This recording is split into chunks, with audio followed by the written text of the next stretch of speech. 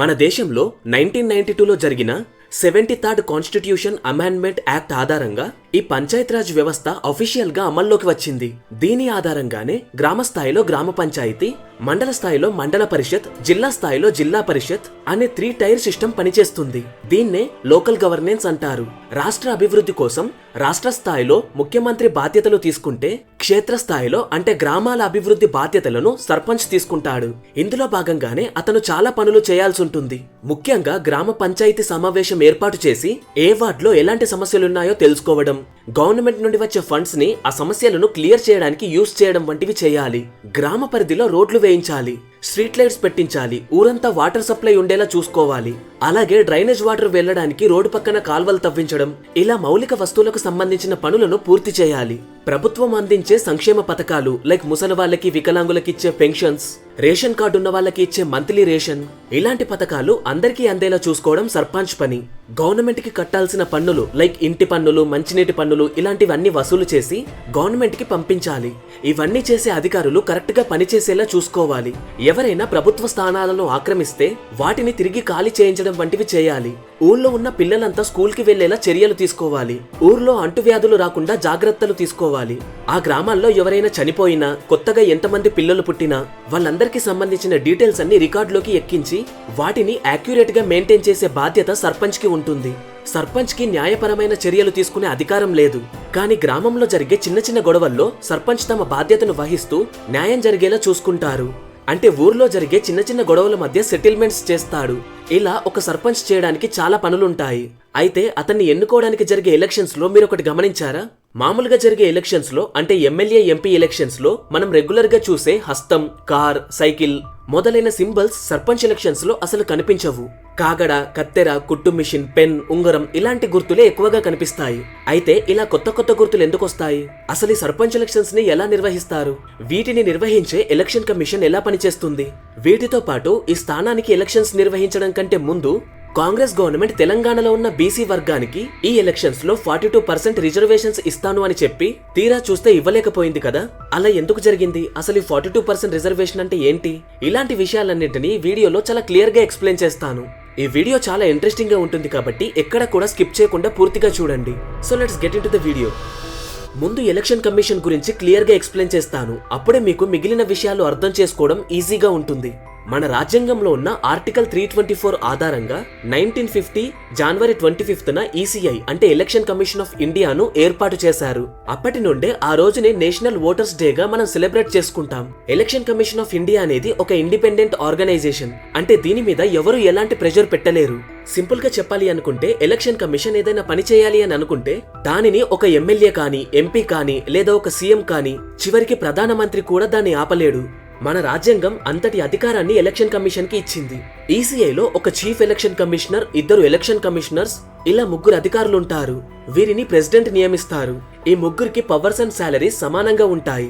ఏదైనా ఒక విషయం మీద డెసిషన్ తీసుకోవాలి అంటే మెజారిటీ ఓట్లు ఎటువైపు ఉంటే, అంటే ఈ ముగ్గురులో 2 దేనికి సపోర్ట్ చేస్తే దాన్నే ఫైనలైజ్ చేస్తారు. ఇక ఈ election commission of India Lok Sabha and Rajya Sabha elections అంటే ఎంపీ ఎలక్షన్స్, అలాగే స్టేట్ లో జరిగే అసెంబ్లీ ఎలక్షన్స్ అంటే MLA elections and MLC elections, రాష్ట్రపతి మరియు ఉపరాష్ట్రపతి ఎలక్షన్స్ ను మాత్రమే నిర్వహిస్తుంది. లోకల్ బాడీ ఎలక్షన్స్ ని అంటే పంచాయతీ అండ్ మున్సిపాలిటీ ఎలక్షన్స్ ని ఈసీఐ నిర్వహించదు. వీటిని స్టేట్ లెవెల్లో ఉండే స్టేట్ ఎలక్షన్ కమిషన్ నిర్వహిస్తుంది. ఈ విషయం బాగా గుర్తుపెట్టుకోండి, ఎందుకో తర్వాత క్లియర్ గా చెప్తాను. అయితే ఈసీఐ అండ్ ఎస్ఈసికి దాదాపు రెండింటికి సేమ్ పవర్స్ ఉంటాయి. ఎస్ఈసి అంటే స్టేట్ ఎలక్షన్ కమిషన్. వీటి మధ్యలో కొన్ని చిన్న చిన్న తేడాలు మాత్రమే ఉంటాయి. అయితే వీటిలో సిమిలర్ గా ఉండే పవర్స్ గురించి ఇప్పుడు తెలుసుకుందాం. ప్రపంచంలోనే అతిపెద్దదైన మన ప్రజాస్వామ్యక విధానాన్ని నిర్వహించడానికి ఎలక్షన్ కమిషన్ పనిచేస్తుంది. అవసరమైనప్పుడు ఎలక్షన్స్ ని కండక్ట్ చేయడం దీని ముఖ్యమైన పని. అయితే దీనికోసం ముందుగా ఓటర్స్ లిస్ట్ ని ప్రిపేర్ చేసుకుంటుంది. ఇలా కొత్తగా వచ్చే ఓటర్స్ ని లిస్ట్ లో యాడ్ చేస్తారు, చనిపోయిన వారిని తీసేస్తారు. ఇలా ఎప్పటికప్పుడు ఈ లిస్ట్ ని ఎలక్షన్ కమిషన్ అప్డేట్ చేస్తుంది. ఎలక్షన్స్ లో మోసం జరగకుండా ఉండటానికి, ఓటు వేసే వ్యక్తిని గుర్తించడానికి ప్రతి వ్యక్తికి ఓటర్ ఐడిని ఇష్యూ చేస్తుంది. ఒక నియోజకవర్గం యొక్క సరిహద్దును డిసైడ్ చేస్తుంది. పొలిటికల్ పార్టీస్ ని రిజిస్టర్ చేస్తుంది. పార్టీ పనితీరును ఆధారంగా దానికి నేషనల్ పార్టీ లేదా లోకల్ పార్టీ అనే హోదాను ఇస్తుంది. పార్టీకి సంబంధించిన గుర్తులను కూడా ఎలక్షన్ కమిషన్ ఇస్తుంది. ఎలక్షన్స్ నిర్వహించడానికి అనుకూలంగా అభ్యర్థులు ఎప్పుడు నామినేషన్స్ వేయాలి, ఇష్టం లేకపోతే వాటిని ఎప్పుడు వెనక్కి తీసుకోవాలి, వేసిన నామినేషన్స్ ఎప్పుడు కన్ఫర్మ్ చేయాలి, అభ్యర్థులు ఎప్పటి వరకు ప్రచారం చేయాలి, ఎప్పుడు ఓటింగ్ నిర్వహించాలి, ఎప్పుడు వాటి రిజల్ట్స్ ఇవ్వాలి, ఇలా ఎలక్షన్ షెడ్యూల్ మొత్తాన్ని ఎలక్షన్ కమిషనే డిసైడ్ చేస్తుంది. ఎలక్షన్ నోటిఫికేషన్ రిలీజ్ అయినప్పటి నుండి పొలిటికల్ పార్టీస్ అండ్ క్యాండిడేట్స్ ఎలా ప్రవర్తించాలి అని ప్రవర్తన నియమావళి అంటే ఎలక్షన్ కోడ్ ని తయారు చేస్తుంది. ఎలక్షన్స్ కోసం అభ్యర్థులు విపరీతంగా డబ్బును ఖర్చు పెట్టకుండా కంట్రోల్ చేస్తుంది. ఎవరైనా రూల్స్ క్రాస్ చేస్తే వారిని అనర్హులుగా డిక్లేర్ చేస్తుంది. ఎలక్షన్స్ నిర్వహించడానికి అవసరమైన సిబ్బందిని కూడా ఎలక్షన్ కమిషన్ ఆఫ్ ఇండియానే రెడీ చేసుకుంటుంది. ఇలా మన దేశానికి సంబంధించిన ఎలక్షన్ బాధ్యతలను ఎలక్షన్ కమిషనే తీసుకుంటుంది. ఇప్పుడు మన main topic state and central elections లో అండ్ అలాగే పంచాయతీ ఎలక్షన్స్ లో పార్టీ సింబల్స్ ఎందుకని డిఫరెంట్ గా ఉంటాయి, దీని గురించి ఇప్పుడు తెలుసుకుందాం. ఇందాక స్టేట్ ఎలక్షన్ కమిషన్ కి అండ్ అలాగే ఎలక్షన్ కమిషన్ ఆఫ్ ఇండియాకి కొన్ని డిఫరెన్సెస్ ఉంటాయి అని చెప్పాను కదా. ఆ డిఫరెన్సెస్ ఇప్పుడు మీకు క్లియర్ గా అర్థమవుతాయి. ఈసీఐని 1950లో ఏర్పాటు చేస్తే స్టేట్ ఎలక్షన్ కమిషన్ ను 1992లో జరిగిన 73rd and 74th constitution amendment acts ఆధారంగా అంటే ఆర్టికల్ 243 ఆధారంగా ఏర్పాటు చేశారు. సెంట్రల్ అండ్ స్టేట్ ఎలక్షన్స్ లో ఈసీఐ చేసే పనులన్నింటినీ లోకల్ ఎలక్షన్స్ లో స్టేట్ ఎలక్షన్ కమిషన్ చేస్తుంది.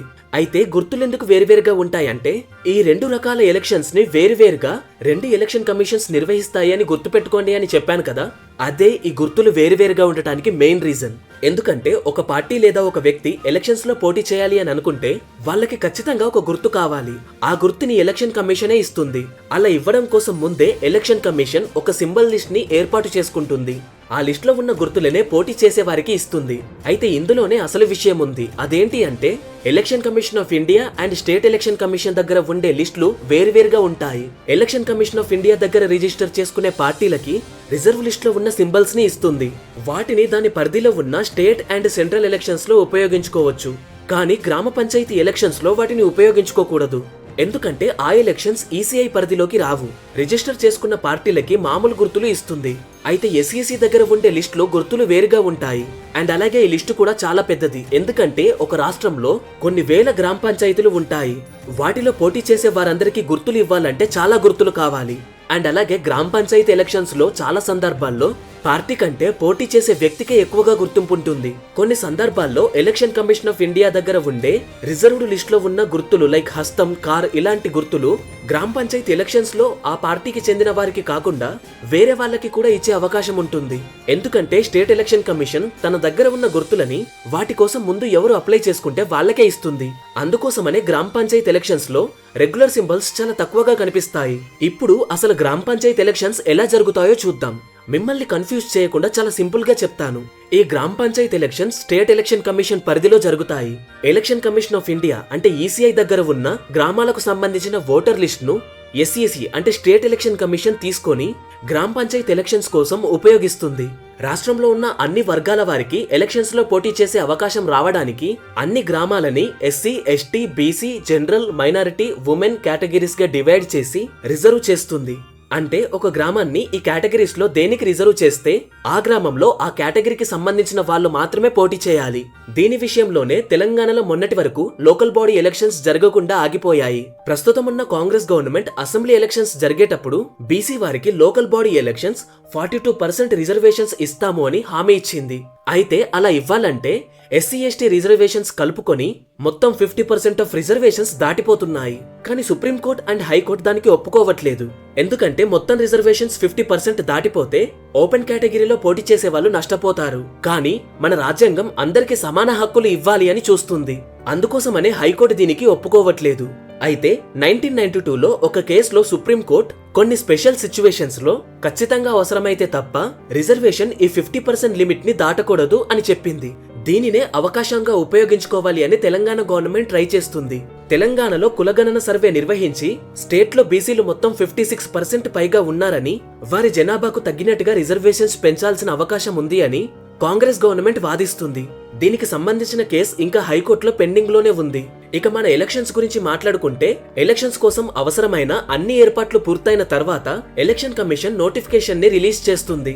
తర్వాత 3 నుండి 4 రోజుల్లో ఎలక్షన్స్ లో పోటీ చేయాలి అనుకున్న అభ్యర్థులు తమ దగ్గర ఉన్న రిటర్నింగ్ ఆఫీసర్ దగ్గరికి వెళ్లి నామినేషన్ వేయాలి. గ్రామ పంచాయతీ ఎలక్షన్స్ లో పోటీ చేయడానికి మినిమం 21 సంవత్సరాల ఏజ్ ఉండాలి. అదే గ్రామంలో అతను ఓటర్ గా రిజిస్టర్ చేసుకుని ఉండాలి. అప్పటికి గవర్నమెంట్ ఎంప్లాయీగా పనిచేస్తూ ఉండకూడదు. అతని మీద ఎలాంటి క్రిమినల్ కేసులు ఉండకూడదు. ఇవన్నిటిని బాగా పరిశీలించి రూల్స్ కి అనుగుణంగా లేని నామినేషన్స్ ని రిటర్నింగ్ ఆఫీసర్ రిజెక్ట్ చేస్తాడు. ఆ తర్వాత ఎవరైనా తమ నామినేషన్స్ ని వెనక్కి తీసుకోవాలి అనుకుంటే వాళ్ళకి 2 రోజుల అవకాశం ఇస్తారు.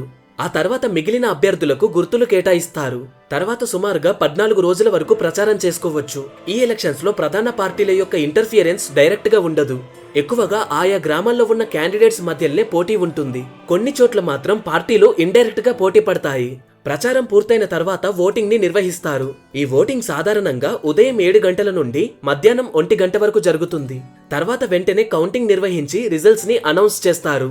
ఈ ఎలక్షన్స్ లో ప్రజలు సర్పంచ్ ని అండ్ అలాగే వార్డ్ మెంబర్స్ ని ఎన్నుకోవడానికి ఓట్లు వేస్తారు. ఎక్కువగా ఓట్లు వచ్చిన వారు వార్డు మెంబర్ గా అండ్ అలాగే సర్పంచ్ గా గెలుస్తారు. అయితే ఇలా గెలిచిన వార్డ్ మెంబర్స్ అంతా కలిసి తమలో ఒకరిని ఉప సర్పంచ్ గా ఎన్నుకుంటారు. ఇలా మొత్తానికి గ్రామ పంచాయతీ ఎలక్షన్స్ జరుగుతాయి.